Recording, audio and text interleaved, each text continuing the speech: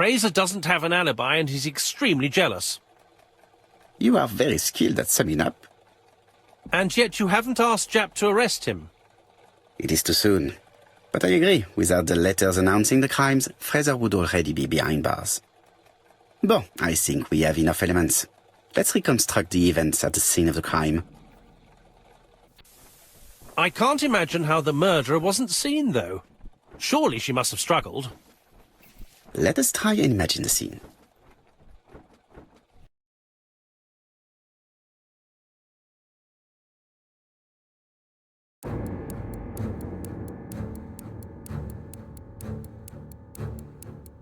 The killer and the victim are walking on the beach. Miss Betty has a bag, a belt around her waist, and carries her shoes in her hand. Both of them walk slowly to hut number 5.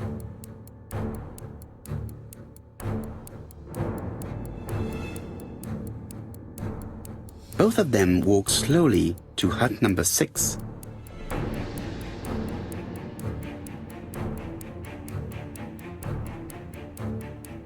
Miss Betty enters the hut. She leaves without her belongings. Then she hides a coat.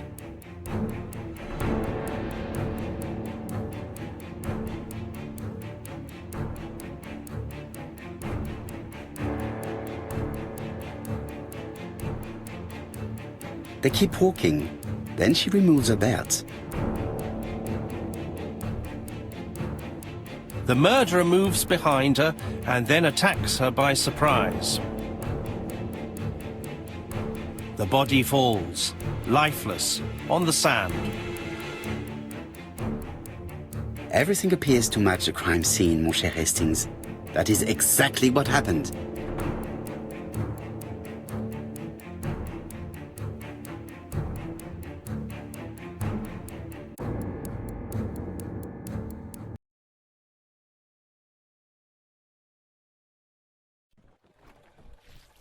Without the ABC, we might have suspected Mr. Asher and Mr. Fraser. But by signing his crimes, the murderer is making sure he's accused. In a way, it is very generous of him. Generous? The murderer seduced Betty in order to lure her to the beach and kill her. Indeed, the young woman was certainly careless, but not stupid enough to follow a stranger. What are you planning to do, Poirot? Return to London, mon cher Hastings.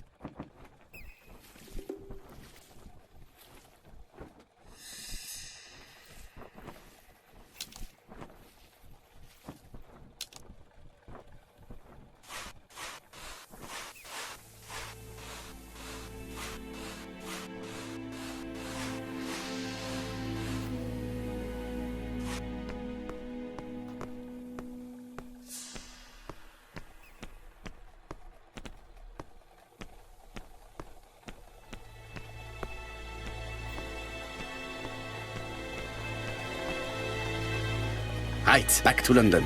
There is nothing more for us to do here. I'm coming, Poirot. According to the guide, the next train departs shortly.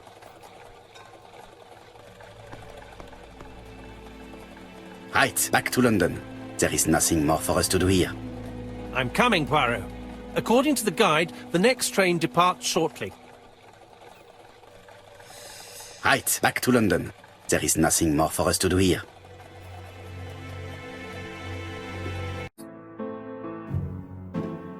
When we receive the first letter, Hastings thinks that it is a joke.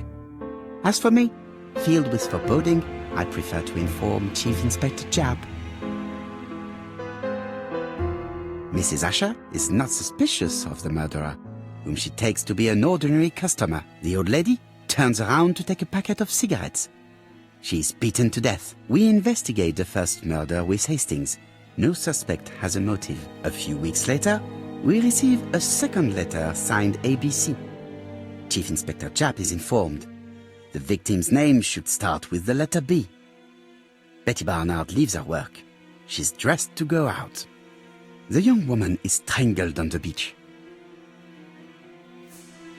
In Bexhill, Donald Fraser appears to be the perfect suspect for Betty's murder, but he has no connection with Mrs. Asher.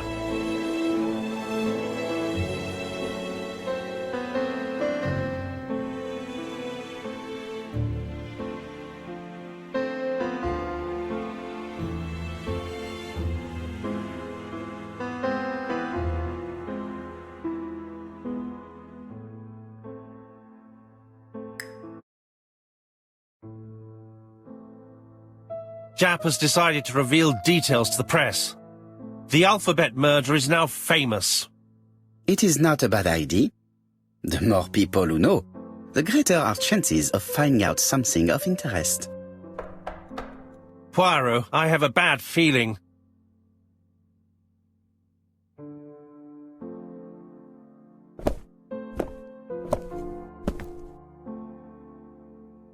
Poor Mr. Poirot, not so good at these little criminal matters as you thought yourself, are you? Rather past your prime, perhaps. Let us see if you can do any better this time. This time, it's an easy one. Churston on the 30th. Do try and do something about it. It's a bit dull having it all my own way, you know. Good hunting. Ever yours, ABC.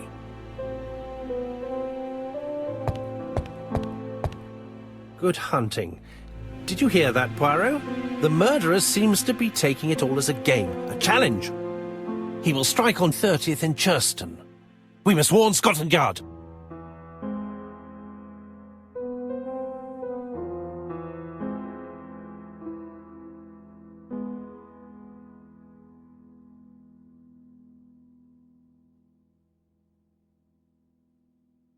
No time to lose. We must prepare our suitcases for Churston. Mon Dieu, it is already 10 o'clock. I will call Scotland Yard immediately.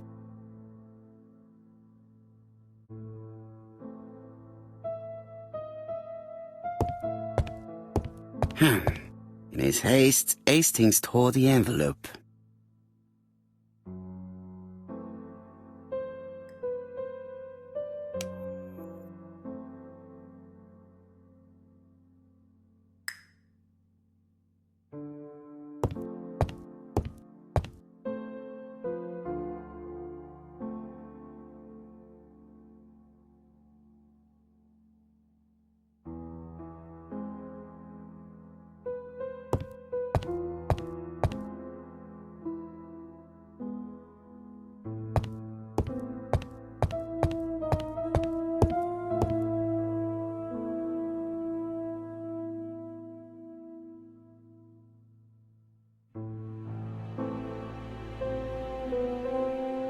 Bexhill-on-Sea, Sussex, population 24,703.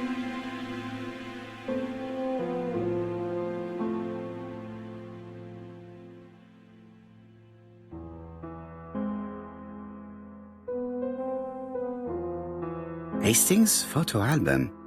He is very proud of his bag.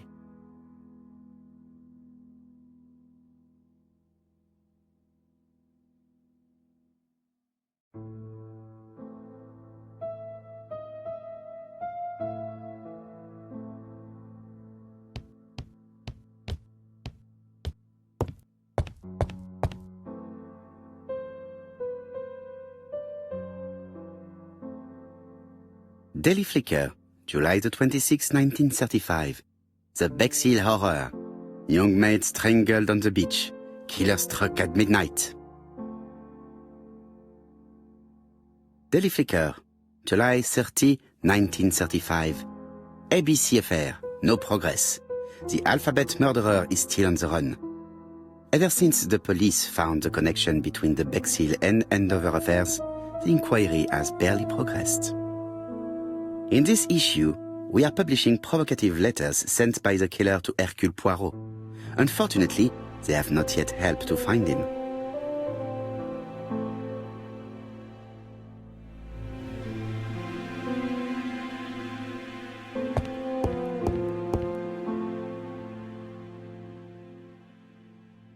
Ah, some cool air.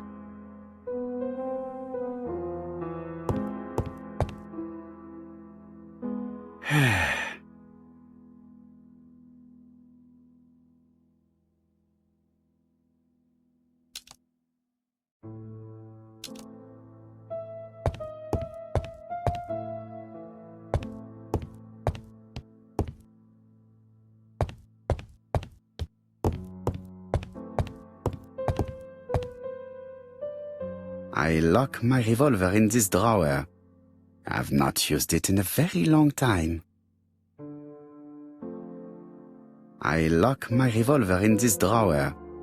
I've not used it in a very long time.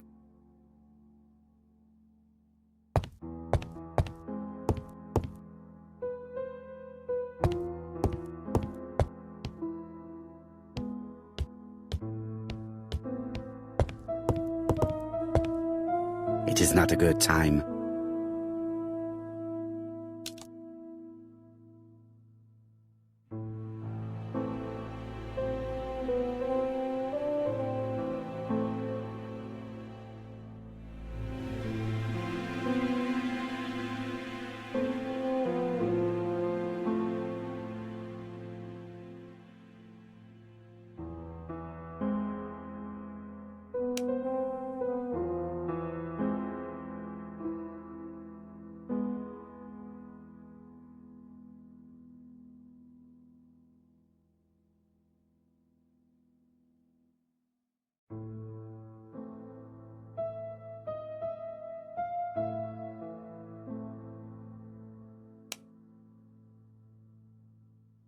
Poor Mr. Poirot. Not so good at these little criminal matters as you thought yourself, are you? Rather past your prime, perhaps? Let us see if you can do any better this time. This time it is an easy one. Cheston on the 30th. Do try and do something about it. It is a bit dull having it all my own way, you know. Good hunting. Ever yours, ABC.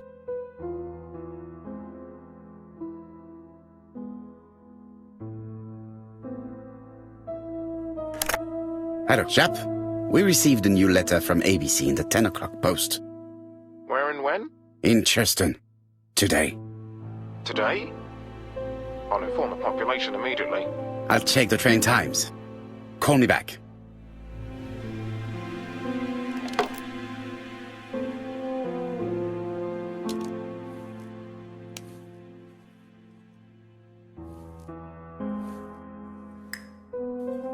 It is not a good time.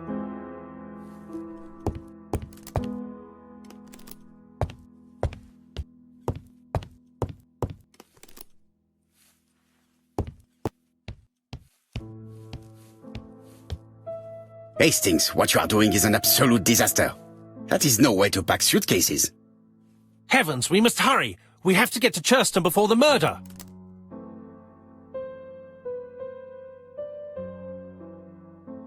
Hastings, order and method are always necessary, regardless of the circumstances. Okay. I'll let you pack them. All the same, it really is a disgrace to leave your belongings in such a mess.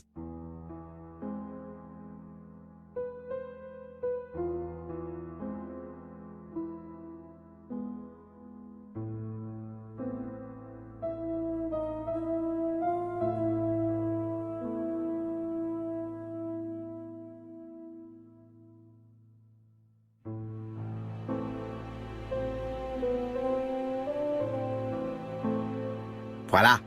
It only took a minute. Poirot, you were right. I've just consulted the ABC guide. There's no hurry. The next train doesn't leave till 11:45. You see, there is no need to hurry. We will not be in Churston until tomorrow morning. After the murder. But why has the murderer warned us so late? It's not what he usually does. Did he do it on purpose? Very good question, Hastings. We should also compare the letter we have just received with the other two, although I have very little doubt about what we will find.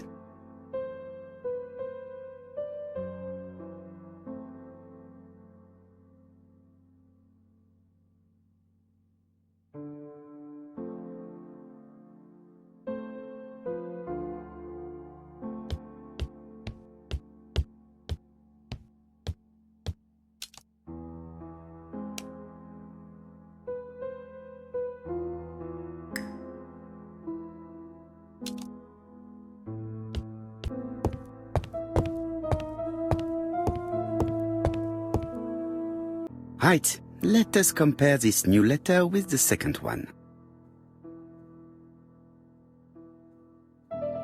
Let us examine this more closely.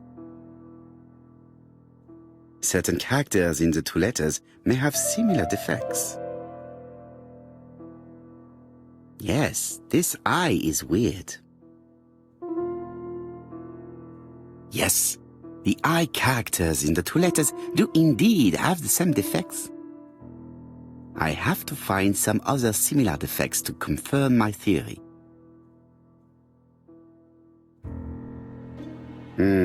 The W is not printed properly. Of course, the W characters in the two letters do indeed have the same defects. I have to find some other similar defects to confirm my theory. Yes, the A appears to be quite unusual. That's right. The A characters in the two letters do indeed have the same defects. My theory was right. These two letters were written with the same typewriter. Let us now try and get our brain cells to work.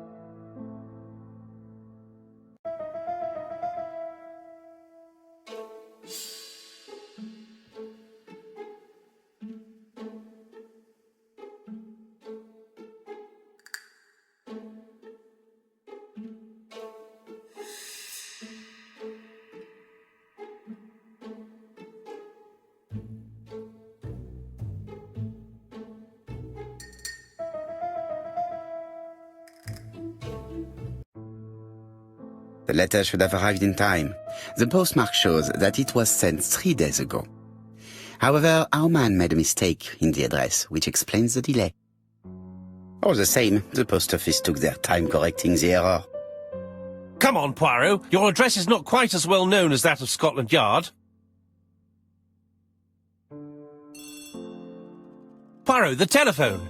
It must be Jap.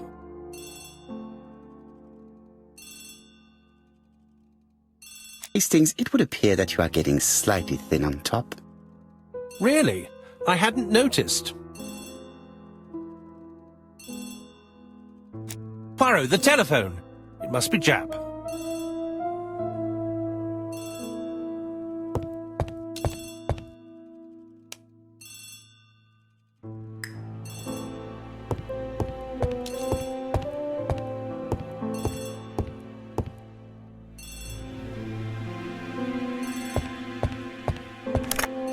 I have some news from Churchton. Bad news, I'm afraid. Sir Carmichael Clark was murdered while out on his evening walk. Sir Carmichael Clark. The name is familiar to me. He was a famous throat specialist, one of the best in London. A wealthy man, he retired to Combside, a beautiful house by the sea. He collected antiques. Are you going there? Yes, let's meet on the train.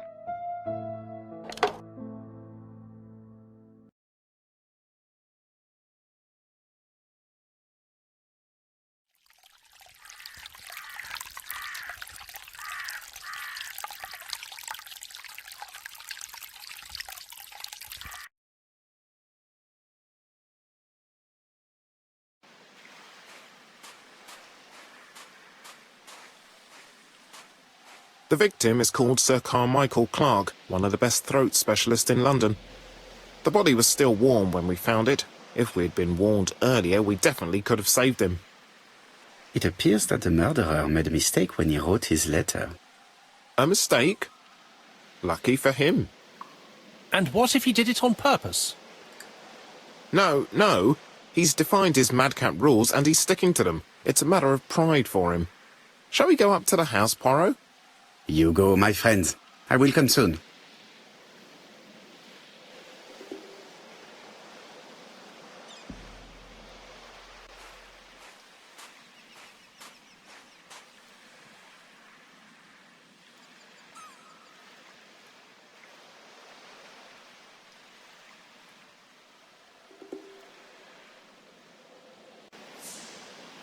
An ABC guide.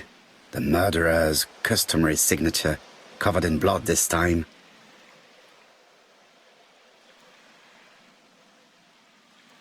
Sir Carmichael's throat was cut. It's a clean incision, a professional murder. The gravel on the path has been sprayed with blood that covers a conical-shaped area, which starts at the body and becomes wider as it moves further from the bush.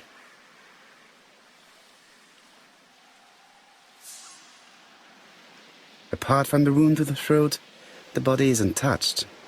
No cuts, no bruises.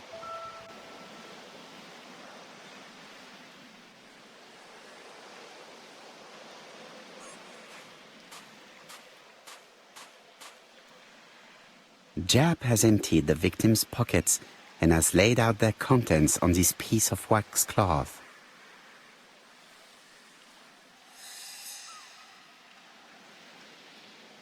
It is pointless.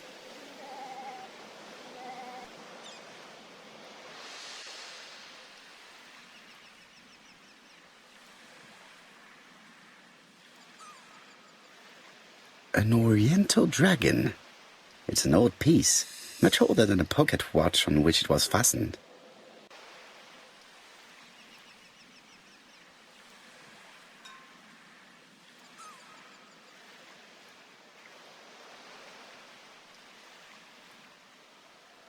Nothing appears to be missing from this wallet.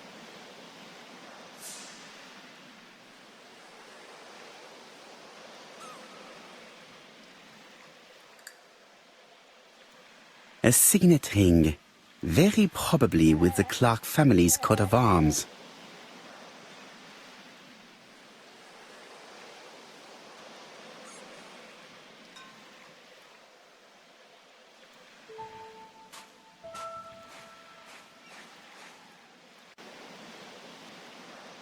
This place is very calming.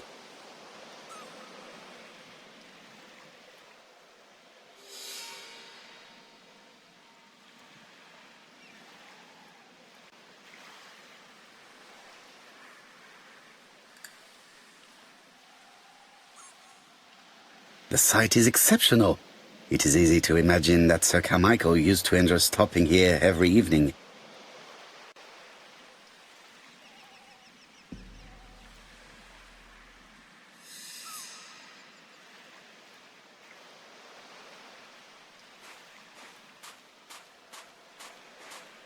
The body is just in front of a bush, one of the only bushes in the surrounding area.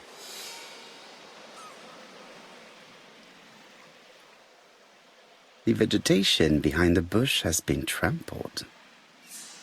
Let us now try and get our brain cells to work.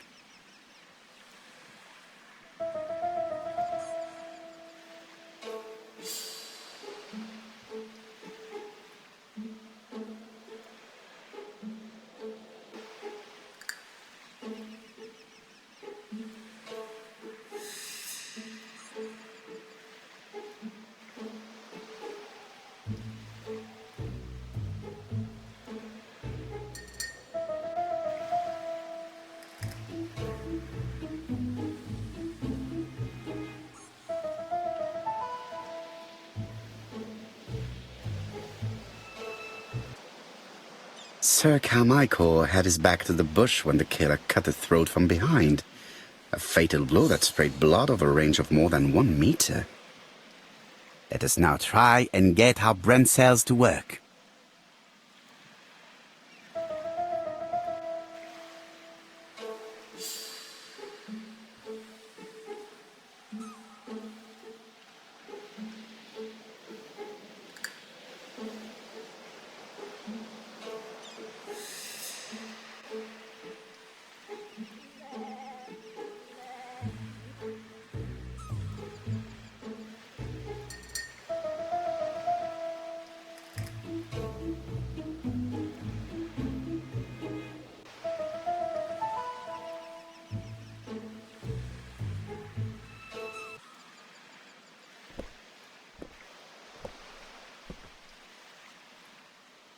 Have you finished, Poirot?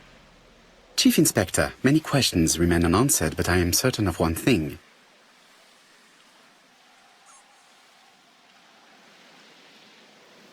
The killer has prepared his crime very carefully. Quite right. He must have known Sir Carmichael's movements well to plan such an attack.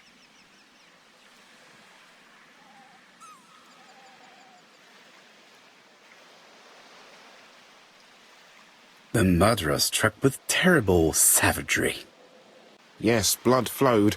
It's the first time he's attacked a man. He armed himself accordingly. Have you spoken to the victim's family, Chief Inspector? I've spoken to the brother, Franklin Clark. I didn't get much out of him. He's yours. I must get the body removed.